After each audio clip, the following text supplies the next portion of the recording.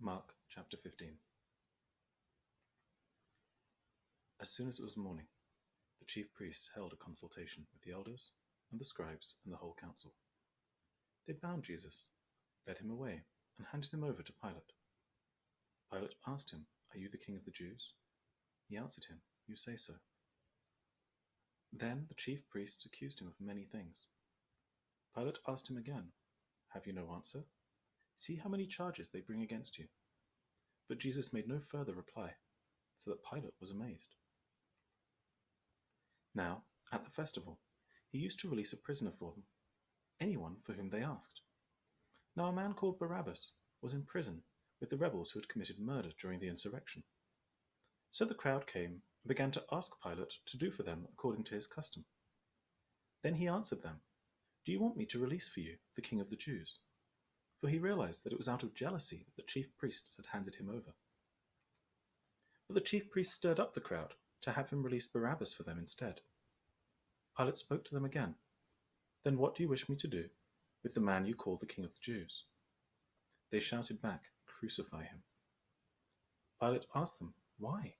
What evil has he done?" But they shouted all the more, "Crucify him." So Pilate, wishing to satisfy the crowd, released Barabbas for them, and after flogging Jesus, he handed him over to be crucified.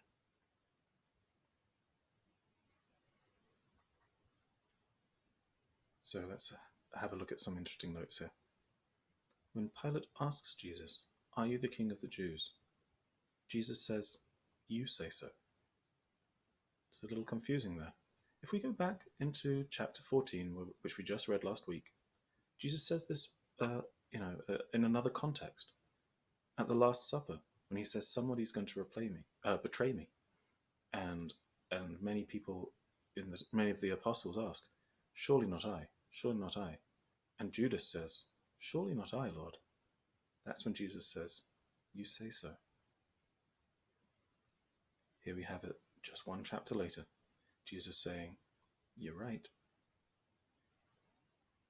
So, Jesus doesn't answer anymore. He's not done anything wrong, but he also knows that this is something that needs to happen in order for things to be fulfilled the way they need to go. Now, Pilate asks, "Who shall I release to you?" Apparently this was a custom of the time, and they end up being encouraged by the chief priests, by their leaders. They're encouraged to choose Barabbas instead of Jesus. And it was out of jealousy that these chief priests had handed him over, remember? So these chief priests, these insecure leaders, decide to stir up the crowd and get them distracted and get them to do all sorts of awful things because this crowd is very easily influenced. And one of the things that they end up doing is they shout back, "Crucify him," for Jesus when asked what to do with Jesus. You can imagine these chief priests are leading the cheering section, as it were, and all the people around are just kind of following the crowd. Well, what are our leaders saying we should do? Okay, we're going to do that too. And so they shout, "Crucify him" as well. It's interesting to note that pretty much all of the gospel readers give Pilate a lot of a pretty pleasant, almost a nice treatment. Even though Pilate is ultimately the person who has the legal authority to have Jesus be crucified, he himself is treated with an awful lot of kindness by the gospel writers, who don't really feel like they want to blame him. They want to blame the chief priests. They want to blame the scribes. And Pilate, in many occasions, says, "I don't know what this guy has done wrong. I don't understand why the people want this so badly." However, because the people are clamoring for it so badly, he says, "Okay, I will satisfy this crowd. I am the governor of this province. This is what the crowd wants, and even though I do not understand why, I will go with what the people want." So he releases Barabbas instead. Now, there's a very interesting thing that I discovered only last week. I didn't even know it before. But Bar Abbas. Well, you probably remember what Abba means from way back in our studies of the Our Father prayer.